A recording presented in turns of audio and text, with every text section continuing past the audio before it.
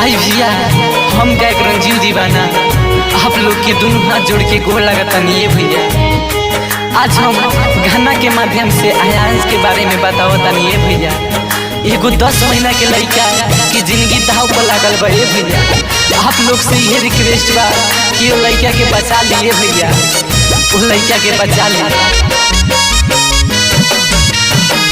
खाता राह में पढ़ल एगो मासूम के जान हो, खाता राह में पढ़ल एगो मासूम के जान हो।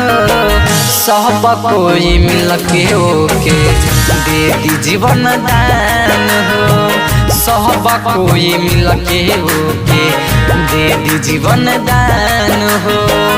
एक रुपया दे के दिन एक काम हो, एक रुपया दे के कह दिन एक काम हो। सब कोई मिल के होके दे दी जीवन दान हो, सब कोई मिल के होके दे दी जीवन दान हो।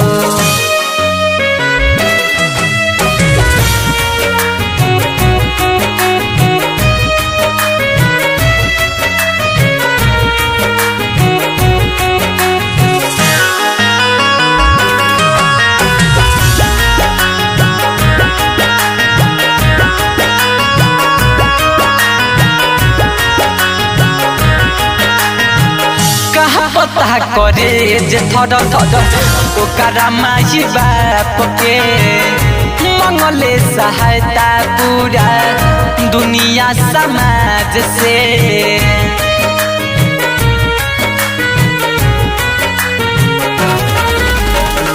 कहाँ पता करे जो थर थर ओकरा माई बाप के मंगले सहायता पूरा दुनिया समाज से। 16 करोड़ पावे सुइया के दाम हो, 16 करोड़ पावे सुइया के दाम हो। सब कोई मिल के होके दे दी जीवन दान हो, सब कोई मिल के होके दे दी जीवन दान हो।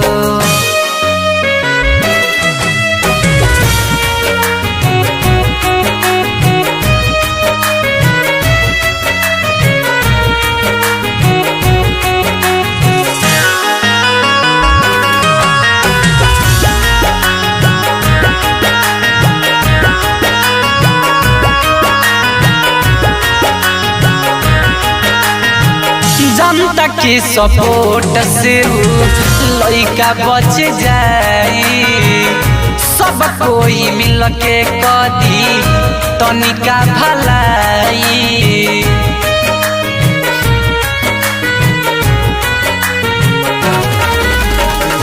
जनता के सपोर्ट से लइका बच जाई, सब कोई मिल के कदी तनिका भलाई।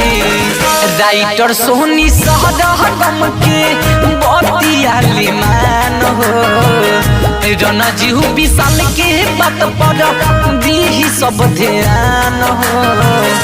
सब कोई मिल के होके दे दी जीवन दान हो, सब कोई मिल के होके दे दी जीवन दान।